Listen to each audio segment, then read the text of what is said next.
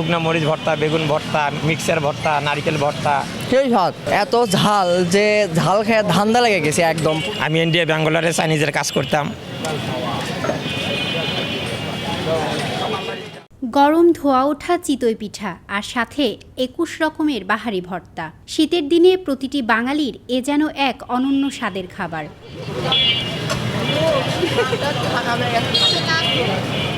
এই পিঠার দোকানে নারিকেল, আমলকি, বাদাম, কামরাঙা, চিংড়ি, সরিষা, গাজর সহ রয়েছে মোট ২১ রকমের ভর্তা। বাদাম ভর্তা, লোট্টা শুটকি, চাপা শুটকি, আপনার কালিজিরা ভর্তা, ধনিয়া পাতা ভর্তা, আমলকি ভর্তা, শুকনো মরিচ ভর্তা, বেগুন ভর্তা, মিক্সার ভর্তা, নারকেল ভর্তা, আপনার তিল ভর্তা, ডাল ভর্তা, সরিষা ভর্তা, তিসি ভর্তা, কাঁচামরিচ ভর্তা, জলপাই ভর্তা, চিংড়ি শুটকি ভর্তা, কারেঙ্গা ভর্তা, গাজর ভর্তা। বহু পিঠাইতে আমি খেয়েছি সাত মাথার মুখে, কিন্তু এই পিঠাটা খুব টেস্ট লাগলো আমার কাছে। খুব ভালো, খুব যত্ন সহকারে তৈরি করছে এখানে।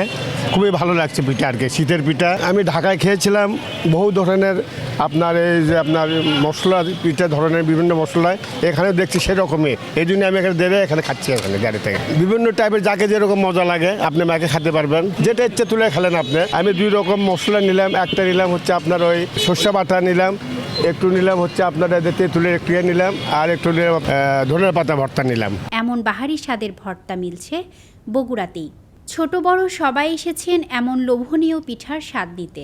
সেই ঝাল, এত ঝাল কেন হয়েছে? সেই স্বাদ, এই যাবত তো 8টা চলতেছে, এত ঝাল। হ্যাঁ, এই ঝালে মানে চোখ টোক নাকটা গরম হয়ে গেছে, এত ঝাল যে ঝাল খেয়ে ধান্দা লেগে গেছে একদম পুরাই। দোকানি মাহফুজার রহমান মামুন জানান, তিনি ছিলেন একজন শেফ। ভারতের বিভিন্ন রেস্টুরেন্টে কেটেছে তার কর্মজীবন। তবে দেশে আসার পর তার কাঙ্ক্ষিত পারিশ্রমিক না পাওয়ায় নিজেই ফুটপাতে দেন এমন ভিন্নধর্মী পিঠার দোকান। আমার শুরুতে আমি একজন চাইনিজের শেফ। আমি ইন্ডিয়া ব্যাঙ্গালোরে চাইনিজের কাজ করতাম। ওখান থেকে বাংলাদেশে আসার পরে কোনো রকম চাকরি ব্যবস্থা না করে আমি নিজে একটা ব্যবসা করার উদ্যোগ করেছি। সেই হিসাবে আজও আমি সেই ব্যবসায় করে যাচ্ছি। আমি এই মুহূর্তে অভাবগ্রস্ত, আমার টাকা পয়সা কম বা আমার এইরকম অ্যাবিলিটি নেই, যার কারণে ফুটপাতেই আমি ছোটোখাটো একটা ব্যবসার মাধ্যমে আমি জানাতে চাই মানুষকে যে আমি কী কাজ জানি।